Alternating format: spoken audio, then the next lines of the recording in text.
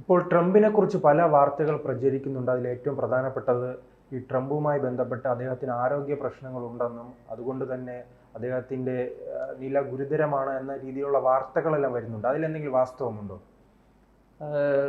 ട്രംപിന് ആരോഗ്യ പ്രശ്നങ്ങളുണ്ട്. ഈ ഗുരുതരമാണ് എന്നുള്ളത് സോഷ്യൽ മീഡിയയിൽ വന്ന ഒരു വാർത്തയാണ്. സോഷ്യൽ മീഡിയ അത് വലിയ തോതിൽ പ്രചരിപ്പിച്ചു. ഗുരുതരമായ രോഗം ബാധിച്ച് ട്രംപ് ഉടനെ മരിച്ചു പോകും എന്നുള്ള രീതിയിലാണ് അമേരിക്കയിൽ അത് പ്രചരിച്ചത്. അത് മാധ്യമങ്ങളിലടക്കം അത് റിപ്പോർട്ട് ചെയ്യപ്പെടുകയും ചെയ്തു. സോഷ്യൽ മീഡിയ, പ്രത്യേകിച്ചും എക്സ് പ്ലാറ്റ്ഫോമിലടക്കം ഇത് സംബന്ധിച്ച് ഇത്തരത്തിലുള്ള വലിയ ചർച്ചകൾ നടക്കുന്നതായിട്ട് മാധ്യമങ്ങളുമൊക്കെ റിപ്പോർട്ട് ചെയ്തു. പക്ഷേ നമുക്കറിയാം, ഈ പൊതുവേ സോഷ്യൽ മീഡിയയുടെ ഒരു സ്വഭാവം ഊരണമെങ്കിൽ പറക്കുന്നു എന്ന് പറയുന്ന ഒരു ഇതുണ്ടല്ലോ. ചെറുതായിട്ടൊരു ഇഴജന്തു ഇങ്ങനെ ഇഴഞ്ഞു പോകുന്നു, ഒരു ചെറിയ ചേരയോ അല്ലെങ്കിൽ നീർക്കോലിയോ ഒക്കെ ഇങ്ങനെ ഇഴഞ്ഞു പോകുന്നു, ഉടനെ അത് പറന്നു പോവുകയാണ് എന്ന് വരുത്തി തീർക്കുന്ന ഒരു പ്രവണത സോഷ്യൽ മീഡിയയിലുണ്ട്. അത് ലോകത്തെല്ലായിടത്തും മനുഷ്യൻ്റെ സ്വഭാവം എല്ലാവർക്കും അറിയാം. അത് അങ്ങനെ ആ രീതിയിൽ പർവ്വതീകരിച്ച് അത് റിപ്പോർട്ട് ചെയ്യപ്പെട്ടതാണെന്ന് പൊതുവേ ഒരു വാദമുണ്ട്. ഇപ്പോൾ ഇത് സംബന്ധിച്ച് നമുക്കിപ്പം വിശ്വസിക്കാൻ കഴിയുന്നത് വൈറ്റ് ഹൗസ് പുറത്തുവിടുന്ന വാർത്തയാണ്. അവർ ഔദ്യോഗികമായിട്ട് പുറത്തിറക്കുന്ന, ഉദാഹരണത്തിന് അമേരിക്കയിലെ ഏതെങ്കിലും സൈനിക നീക്കം സംബന്ധിച്ചുള്ള കാര്യങ്ങളാണെങ്കിൽ പെൻറ്റഗണാണത് പറയേണ്ടത്. പെൻറ്റഗൺ എന്ത് റിപ്പോർട്ട് ചെയ്തു എന്നുള്ളതാണ് ചോദ്യം. അപ്പോൾ ലോകത്തെവിടെയും ഈ പ്രതിരോധ ആയുധ സംബന്ധമായ വിഷയങ്ങൾ, അത് വ്യാപാരമാകട്ടെ അല്ല മറ്റെന്തുമാകട്ടെ, അതിനകത്ത് അമേരിക്കയുടെ അഭിപ്രായം പറയേണ്ടത് പെൻറ്റഗണാണ്. അതുപോലെ ഈ പ്രസിഡൻറ്റിനെ സംബന്ധിക്കുന്ന കാര്യങ്ങൾ ഔദ്യോഗികമായിട്ട് പറയേണ്ടത് വൈറ്റ് ഹൗസാണ്. അപ്പോൾ വൈറ്റ് ഹൗസ് എന്ത് പറയുന്നു? നമ്മൾ തന്നെ പറയാറുണ്ട്, ഇന്ത്യയിൽ രാഷ്ട്രപതി ഭവൻ പ്രതികരിച്ചു എന്നാണ് നമ്മൾ പറയുന്നത്. എന്ന് വെച്ചാൽ ഔദ്യോഗികമായിട്ട് രാഷ്ട്രപതിയുടെ അഭിപ്രായം, രാഷ്ട്രപതിയുടെ വിശദീകരണം, രാഷ്ട്രപതിയുടെ വ്യക്തത ഒക്കെയാണ് അതിലൂടെ വെളിപ്പെടുന്നത്. ഇപ്പം നമ്മൾ കേരളത്തിലാണെങ്കിൽ ഗവർണർ പ്രതികരിച്ചു എന്ന് നമ്മൾ പറയും, അല്ലെങ്കിൽ രാജ്ഭവൻ വ്യക്തമാക്കി എന്ന് പറയും. അതിൻ്റെ അർത്ഥം ഗവർണർ വ്യക്തമാക്കി എന്നാണ്. അതുപോലെ ഇവിടെ വൈറ്റ് ഹൗസ് ആണ് ഈ കാര്യത്തിൽ ഒരു അന്തിമ ഇത് പറയേണ്ടത്. ഈ വൈറ്റ് ഹൗസ് ഇതിനെക്കുറിച്ച് പറയുന്നുണ്ട്. അദ്ദേഹത്തിന് രോഗമുണ്ട് എന്നുള്ള കാര്യം വൈറ്റ് ഹൗസ് ശരിവെച്ചു. പക്ഷെ വൈറ്റ് ഹൗസ് പറയുന്നത് അദ്ദേഹത്തിന് കാലുകളിൽ നീർക്കെട്ടുണ്ട്, നീര് വരുന്നുണ്ട്. ട്രംപിന് 79 വയസ്സായി, അറിയാമല്ലോ, 80ലേക്ക് കടക്കുകയാണ്. പക്ഷേ ട്രംപ് വളരെ ആരോഗ്യവാനാണ്. നമ്മൾ ട്രംപിനെ കണ്ടതാണല്ലോ, തെരഞ്ഞെടുപ്പ് പ്രചാരണ സമയത്തൊക്കെ ട്രംപ് എത്ര ആക്റ്റീവായിരുന്നു എന്ന് നമ്മൾ കണ്ടു. കാലുകളിൽ നീർക്കെട്ടുണ്ട്.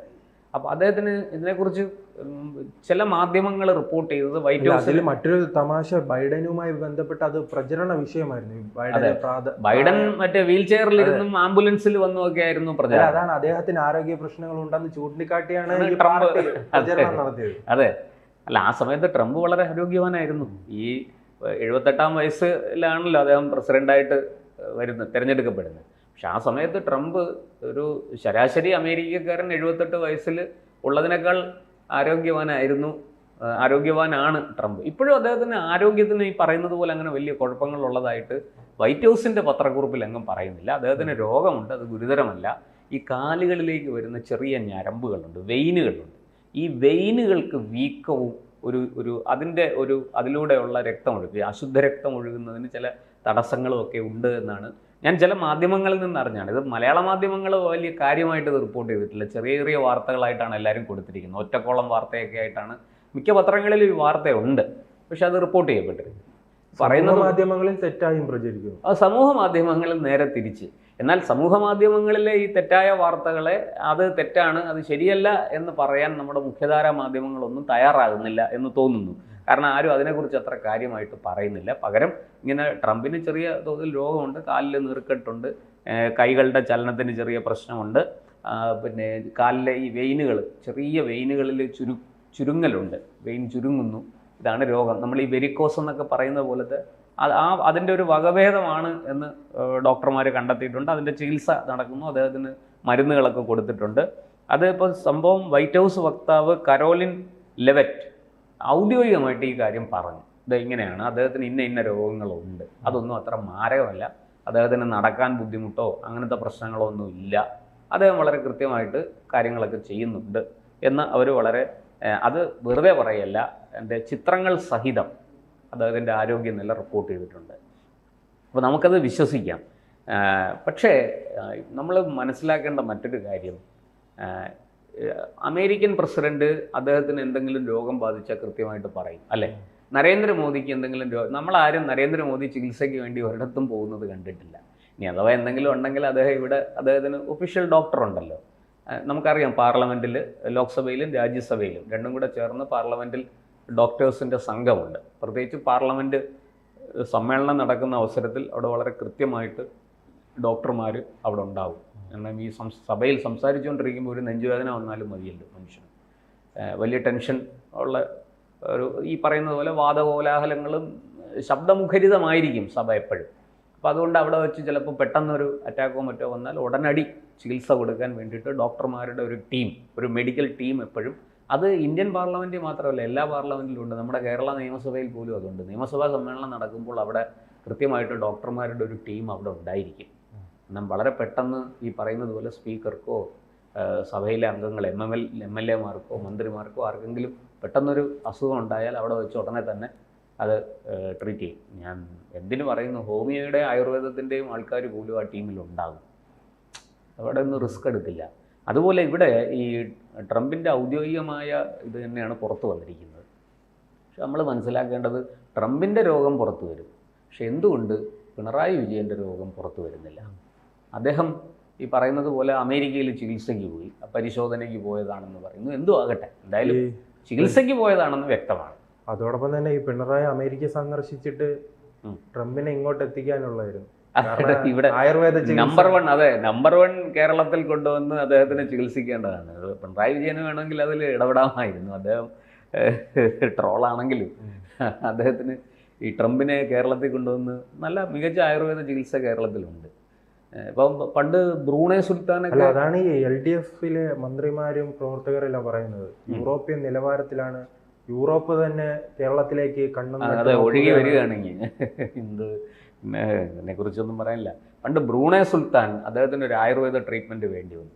അദ്ദേഹം ഈ കോട്ടക്കലിലെ നമ്മുടെ PS വാര്യരെ അദ്ദേഹത്തിൻ്റെ ആ സംവിധാനത്തെയാണ് വിളിച്ചു വരുത്തി അവിടെ ചെന്ന് ഇവിടുന്ന് മരുന്നുകളുമായിട്ട് പോയി അവിടെ ചെന്ന് മരുന്നുകൾ ഉണ്ടാക്കി കൊടുത്ത് അദ്ദേഹത്തെ, എനിക്ക് തോന്നുന്നു 2 മാസം എന്തോ അവിടെ താമസിച്ച് അദ്ദേഹത്തെ ചികിത്സിച്ചു.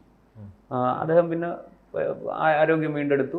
ബ്രൂണെ സുൽത്താൻ ലോകത്തിലെ ഏറ്റവും വലിയ പണക്കാരിൽ ഒരാളാണ് അദ്ദേഹം. അങ്ങനെ അന്ന് പത്രങ്ങളിലൊക്കെ അത് വലിയ വാർത്തയായിരുന്നു. അപ്പോൾ ഈ പറഞ്ഞതുപോലെ ട്രംപിനെ ഇനിയിപ്പോൾ ട്രംപിന് ഇങ്ങോട്ട് വരാൻ ബുദ്ധിമുട്ടാണെങ്കിൽ ഇവിടുന്ന് ഒരു ടീമിനെ അങ്ങോട്ട് കൊണ്ടുപോകാമല്ലോ, അങ്ങനെ വേണമെങ്കിലും ചികിത്സിക്കാം. പക്ഷേ എൻ്റെ ചോദ്യം ഇതാണ്, ട്രംപിന് രോഗം വന്നാൽ പുറത്തു വരും, അതിനെ അത് വീഡിയോ പകർത്തിയിട്ട് മരുമകന് വേണമെങ്കിൽ വലിയ ആയുർവേദിക് ടൂറിസം എന്നൊക്കെ പറഞ്ഞതിന് വലിയ റീച്ച് കൂട്ടാം അല്ല. അതാ ഞാൻ പറഞ്ഞു വന്നത്, ട്രംപിന് രോഗം വന്നാൽ പുറത്തു വരും. അതുപോലെ നരേന്ദ്രമോദിക്ക് രോഗം ഉണ്ടെങ്കിൽ അത് പുറത്തു വരും. പക്ഷേ പിണറായി വിജയൻ്റെ ആരോഗ്യത്തെക്കുറിച്ച് മാത്രം ഒരു പത്രക്കുറിപ്പും ഇതുവരെ ഇറങ്ങി നമ്മൾ കണ്ടിട്ടില്ല അല്ലേ? ഇത് സത്യത്തിൽ ഒരു വലിയ വൈരുദ്ധ്യമല്ലേ? ട്രംപിൻ്റെ രോഗം ഒളിച്ചു വെക്കുന്നില്ല, എന്താണ് പിന്നെ ഇദ്ദേഹത്തിൻ്റെ കാര്യത്തിൽ അങ്ങനെ ഒരു ഇത്? രോഗം മനുഷ്യർക്കാർക്ക്, അതാരുടെയും കുറ്റമല്ല. രോഗം വരുന്നത് സ്വാഭാവികമാണ്, മനുഷ്യരാണ്. ജനിക്കുമ്പോൾ തൊട്ട് നമുക്ക് രോഗസാധ്യതയുണ്ട്. രോഗം വരുന്നു, അതിന് ചികിത്സിച്ചാൽ മാറും, ചിലപ്പോൾ മാറില്ല, അതുമായിട്ട് മുന്നോട്ട് പോകേണ്ടി വരും. പലതും സംഭവിക്കാം. ഒരു പക്ഷേ നമ്മുടെ ശരീരത്തെ പരിപൂർണമായിട്ട് ഇല്ലാതാക്കുന്ന, മൃത്യുവിന് കാരണമാകുന്ന രോഗങ്ങൾ വരെ ഇന്ന് ലോകത്തുണ്ട്.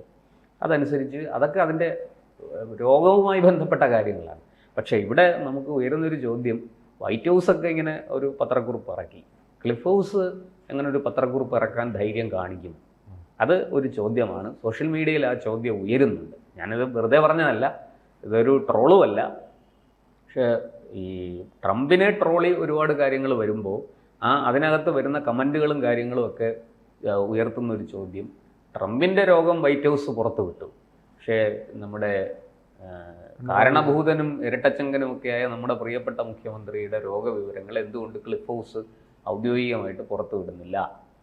അദ്ദേഹം എന്തുകൊണ്ടാണ് ഈ അമേരിക്കയിലേക്ക് ചികിത്സയ്ക്ക് പോകുന്നത്? അതിൻ്റെ കാരണം എന്താണ് എന്ന് കുറഞ്ഞ പക്ഷം ക്ലിഫ് ഹൗസ് എങ്കിലും അത് പറയേണ്ടതല്ലേ എന്ന ഒരു അതിരൂക്ഷമായ ചോദ്യങ്ങൾ സോഷ്യൽ മീഡിയയിൽ ഉയരുന്നുണ്ട്. മലയാളികളുടെ ഇടയിൽ അതൊരു ചർച്ചയുമാണ് ഇപ്പോഴും. എന്തായാലും ട്രംപിനും പിണറായിക്കും ഒക്കെ ആയുരാരോഗ്യ സൗഖ്യങ്ങൾ ഉണ്ടാകട്ടെ. അവരൊക്കെ ഭരണാധികാരികളാണ്, അവരെ ജനങ്ങൾ തിരഞ്ഞെടുത്തതാണ്. അതുകൊണ്ട് തന്നെ ജനങ്ങളുടെ ജനനായകന്മാരാണ് ഇവരൊക്കെ. അതുകൊണ്ട് തീർച്ചയായിട്ടും അവരുടെ ആരോഗ്യവും കാത്തു സൂക്ഷിക്കേണ്ടത് ഈ സിസ്റ്റത്തിൻ്റെ ഒരു കടമയാണ്. തീർച്ചയായിട്ടും ഭരണാധികാരികളുടെ ആരോഗ്യം ശ്രദ്ധിക്കേണ്ടത് നമ്മൾ ഉണ്ടാക്കി വച്ചിരിക്കുന്ന സിസ്റ്റത്തിൻ്റെ കർത്തവ്യമാണ്. അതുകൊണ്ട് തന്നെ അവർക്ക് ആരോഗ്യ പ്രശ്നങ്ങൾ ഉണ്ടാകാതെ നോക്കാനും ഈ സിസ്റ്റം ബാധ്യസ്ഥരാണ്.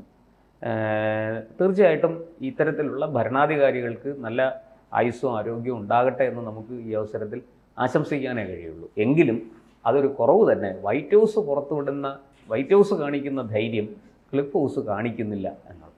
കൂടുതൽ വാർത്തകളും വിശേഷങ്ങളും നിങ്ങളിലേക്ക് എത്താൻ ABC മലയാളം സബ്സ്ക്രൈബ് ചെയ്യുക, ബെൽ ബട്ടണും അമർത്തുക.